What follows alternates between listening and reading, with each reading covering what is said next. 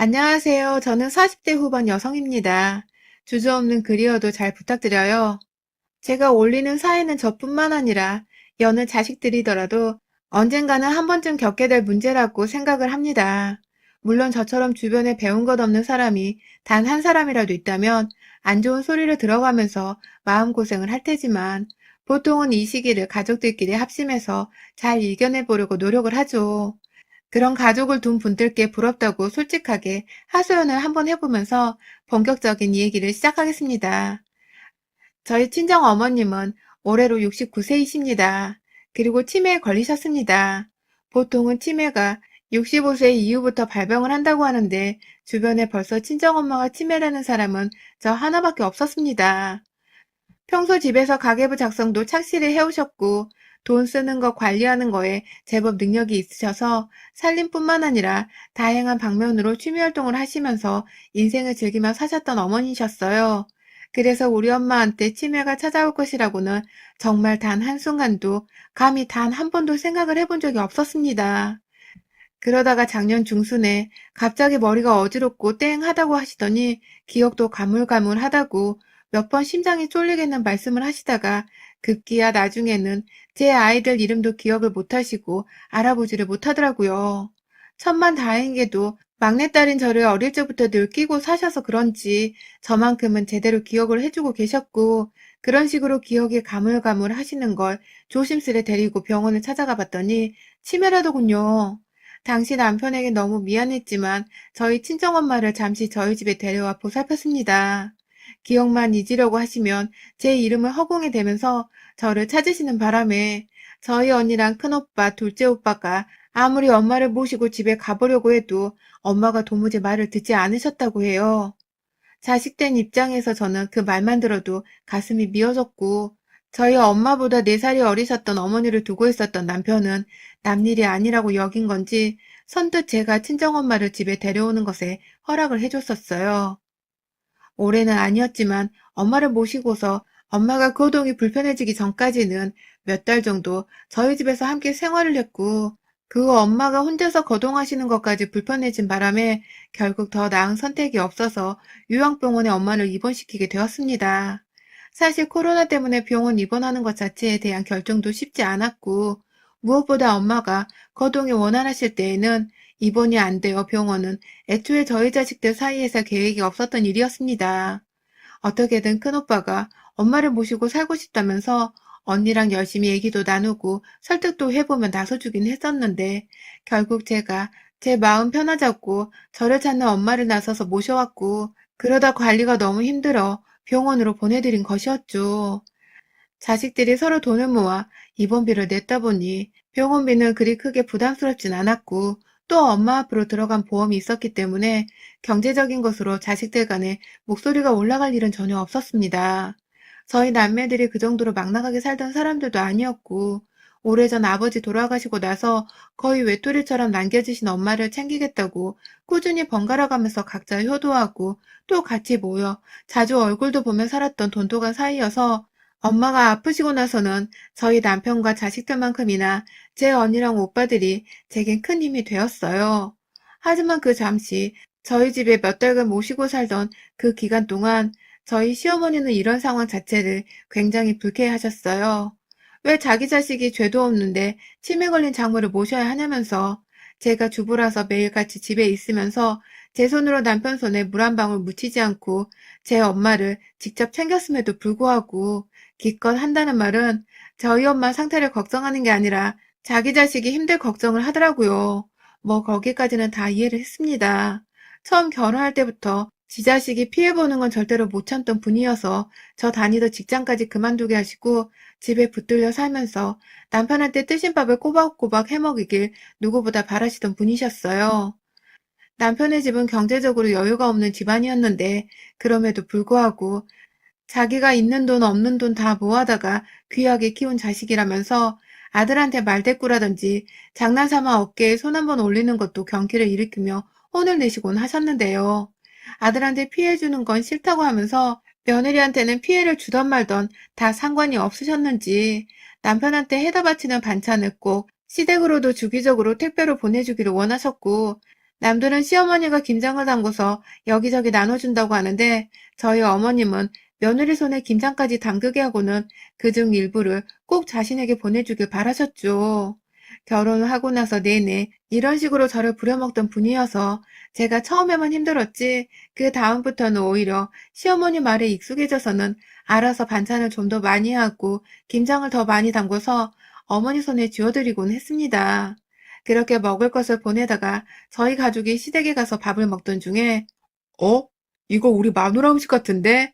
하고서 남편이 눈치라도 채면 급하게 둘러댄다고 하는 말이 꼭 며느리가 꼭 우리 음식까지 챙겨주는구나 하면서 제가 자발적으로 반찬을 보낸 것이라고 먼저 둘러대셨죠.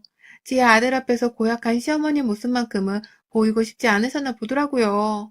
뭐 저야 기껏 인정을 받아봤자 남편한테 인정을 받는 거니까 안 받아도 그만이라면서 굳이 변명을 하지는 않았고요.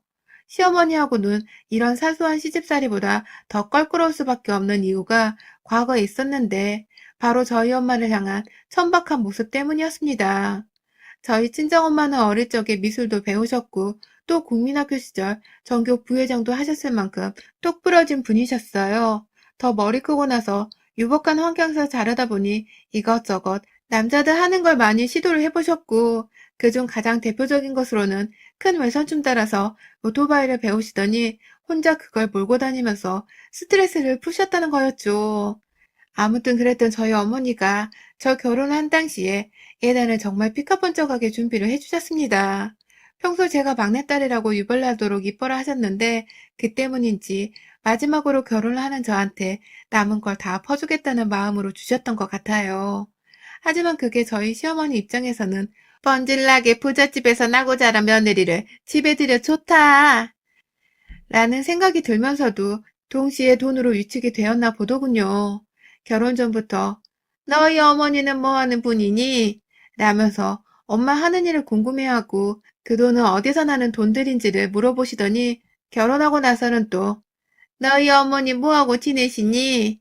하면서 안부를 물으시나 싶더니 급기야 진짜로 중간에 있는 저를 끼지도 않고 저희 친정엄마한테 만나자는 약속을 잡으셨어요. 보통 결혼하고서 사돈끼리 엄청 만나고 그러지는 않거든요. 그런데 저희 시어머니는 그렇게 볼일 없이 저희 엄마를 만나서는 그날 엄마한테서 밥도 얻어 드시고 집에 가는 길에 빈손으로 가지 말라고 엄마가 쥐어준 선물 쇼핑백 하나까지 쥐어들고서는 가셨다네요. 그렇게 얻어먹고 받아놓고서는 저나 남편한테 고맙다는 소리는커녕 사람이 참 속을 알 수 없는 여우 같더라 라며 자식인 저한테 그걸 만남의 후기라고 짓거리셨었죠. 반대로 저희 엄마는 참 좋은 분 같더라 라며 그저 며느리 노릇 잘하고 잘 살라는 덕담만 하셨었고요. 그때 제가 다소 시어머니께 섭섭한 마음을 남편한테 표현했고 남편도 너무나 비교가 되는 두 어머님의 만남 후기에 자기 엄마가 좀 까탈스럽다 생각을 한 건지 그 다음에 괜히 저희 엄마한테 스카프 하나를 선물로 보냈더라고요. 저희 엄마가 시어머니께 선물로 사드렸던 것이 바로 스카프였거든요. 아무튼 그렇게 서로 얼굴 볼 일 없으면 또 한참을 모르는 척 지내셨고, 저희 엄마가 저희 언니와 함께 해외여행을 자주 다니셨는데, 그때마다 저희 시어머니 선물을 잊지 않고 챙겨오셨거든요. 선물을 건네줄 때는 그렇게 좋다고 챙겨줘서 고맙다고 잘 받아내더니, 꼭 엄마가 없는 뒤에서는 저한테, 너희 엄마는 혼자 여행 다녀온 걸 자랑이라고 계속 내 선물 사오는 거지? 라며 흉을 또 보셨습니다. 저뿐만 아니라 저희 남편한테도 연락을 해서는 저희 엄마 뒷담화를 까셨는데 이번엔 또 반대로 나도 사돈처럼 자식이랑 여행 좀 가보고 싶다 하면서 여행을 보내달란 듯이 막 조르면서 저희 엄마가 여행 다녀오고 자기 앞에서 의시되는 것 같다면서 또 비꼬셨대요. 그걸 지도 아들 새끼라 이건지 저한테 장모님이 지나치게 여행을 많이 다니는 게 아니냐며 장모님이 여행을 그만 다니셔야 하는 거라는 논리도 뭣도 없는 소리를 해대며 지 엄마를 지지했고 결국 제가 그날 집안을 아주 엎어놨습니다.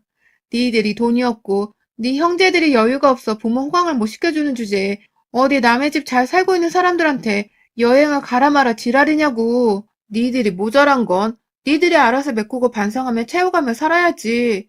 왜 잘 사는 남의 집이 돈 쓰고 누리고 살겠다는 걸 제지하냐며 이거 너무 코미디라서 어디 사연이라도 보내야겠다면서 그 당시부터 저는 개그찍고 자빠진 저희 남편과 시어머니를 향해 사연을 보내보겠다는 소리를 했었습니다. 그러다가 저희 엄마가 치매 판정을 받으시고 저희 집으로 모셔오면서 시어머니는 처음에 뭐라고? 아유, 진짜 젊은 양반 안 됐다 하면서 걱정을 하는 척을 하긴 하면서 나도 치매가 언제 올지 어떻게 아니? 너 나 치매 걸리면 절대 모른 척하면 안 된다. 라고 하시더니 급기야 제가 저희 엄마를 잠시 집으로 데려오자 본인은 모른 척하면 안 되는데 내 엄마는 자식인 내가 무시를 해도 된다는 식으로 왜 네 엄마를 네가 데려오고 난리냐면서 급기야 자기 자식은 자기를 챙겨야 하니까 벌써부터 데려오도 시키지 말라면서 지랄을 하더라고요. 전 그 말이 지금까지도 너무나 충격이고 또 실망스러웠습니다. 저한테는 자기를 챙기란 대리효도를 강요할 양반이 지 자식이 마누라 엄마를 아주 잠깐 옆에서 보게 된 걸 가지고 참으로도 유별나더라고요. 그게 엄마가 치매 걸려 우울해하는 지 자식벌에 딸내미한테 할 소리인지 먼저 최소한 며칠 동안만이라도 우리 엄마를 걱정만 해주는 척을 할 수는 없었던 건지 참 그 사이 없던 정들이 와르르 떨어져 내리는 기분이었습니다. 엄마가 병원으로 가시기 전까지 내내 저한테 매일같이 전화를 해서는 너희 엄마는 언제 다른 형제들이 만나면서 언제 다른 병원으로 가실 예정이냐면서 당장에 아들하고 사는 집에서 치매 환자를 들이지 말라는 말만 수백 번도 더 하곤 하셨고요. 그러다가 저희 엄마가 병원으로 가게 되면서는 엉뚱하게 저한테 말을 걸어오셨어요. 자꾸만 본인이 치매인 것 같다면서 불과 얼마 전까지 제가 치매인 우리 엄마를 돌보는 것은 극도로 싫어하면서 아들을 위해 분노를 표출해내셨던 양반이 갑자기 오늘 내가 잔돈을 내야 하는데 돈 계산이 안 되는 거 있지? 하면서 본인이 치매는 아닐까 하는 걱정을 하셨고 또 내가 오늘 어디 가야 했었는데 완전히 까먹고 있어서 집에 계속 있었더라. 라면서 본인 깜빡한 걸 가지고 또 치매는 아니냐고 의심을 하더라고요. 평소 무식해서 잔돈 계산이 안 되는 거 물론이었고 자주 약속을 자기 할 일 먼저 하느라 의도적으로 깜빡하면서 하다 며느리 집에 밥 얻어먹으러 오겠다는 것도 까먹은 적이 있으셨고 저희 도련님 결혼하실 때에는 식 남겨두고 1시간 전에 늦잠 자고 일어나셔서는 태연하게 밥 먹으시다가 시어머니 찾으러 온 저한테 붙들려 겨우 옷 갈아입고 식장으로 가셨던 분이셨습니다. 그런 양반이 저희 엄마를 보고서 치매가 더 이상 남 일이 아니라는 듯이 자기도 치매일지 모른다는 얘기를 해대다 결국 본색을 드러내시더라고요. 제가 저희 엄마를 모시고 산 것을 보고는 자기도 아프면 며느리가 알아서 지극정성으로 모셔주겠지 하는 마음에 본인이 치매라는 소리를 해대면서 저한테 계속 뜸을 들인 것이었습니다. 아주 연병하고 자빠진 노인네였죠. 엄마 병원에 계셔서 마음이 매일같이 천근만근인데 그 와중에 또 지 생각만 하면서 사도는 안 되는데 나는 된다는 논리로 우리 집에 얹혀 살고 싶다는 듯이 방 남은 거 치우지 마라. 내가 들어가서 살 수도 있는 거잖아. 하며 며느리 청소 걱정을 해주시고 아주 가관이었습니다. 그러던 중 제가 너무 이 소리가 듣기가 필요하고 진절머리가 솟구친 바람에 저희 집에 와서도 그 소리를 하는 어머니께 남편과 시아버지가 계셨던 그 자리에서 어머님, 어머니 치매 의심되시면 자식 데리고 병원에 가서 검사 받아보세요. 며느리한테 자꾸 치매인 것 같다는 소리 좀 그만하시고요. 라며 짜증을 정말 되바라지게 했습니다. 우리 엄마가 치매인데 이제 와서 시어머니 눈치를 보고 살 이유는 뭘까 싶기도 하고 내 엄마 치매라는 소리에는 우리 엄마 걱정보다 지 새끼 눈치 보고 살진 않을까 하는 걱정부터 한 양반한테 잘 보이고 싶은 이유도 없었기 때문에 제 딴에는 진짜 속이 답답시려워 죽겠다고 막 화를 표출했어요. 그러자 남편도 너무한 게 아니냐며 저를 말리는 기색이었고 시아버지도 며느리 말에 충격을 받으셨는지 동요를 하려는 듯 말려는 듯 머리를 쥐어싸고 계시는데 저도 열불이 터지더라고요. 아니 왜 당신 엄마 치매인지도 모르는 걸 당신 형제들은 니들이 책임을 안 지고 며느리 나한테 다 떠맡기는 거야? 왜 나한테 이래? 우리 엄마 치매 걸려서 우리 집에 왔을 때 네 엄마란 게 너 걱정된다고 우리 엄마 내쫓으라고 했던 거 잊었어? 너 정말 몰랐어? 라면서 아주 그냥 속사포로 왜 자식 새끼들 자식 노릇을 못하고 등신처럼 뒤에 빠져서는 며느리한테 시어머니가 치매 타령을 하고 치매인 것 같다고 불평을 하는 소리를 다 쏟아내게 하고 있냐고 남편한테 뒤집어 씌워서 막 화를 냈어요. 시어머니는 말이 너무 안 통해서 대화 자체가 어렵다면서 제대로 배운 너라도 어디 한번 입이 달렸으면 짓거려보라면서 제 딸들이 있는데도 자식들 앞에서 눈치 보지 않고 남편의 뺨을 내리쳤습니다. 너도 속으로 우리 엄마 불편했던 거야?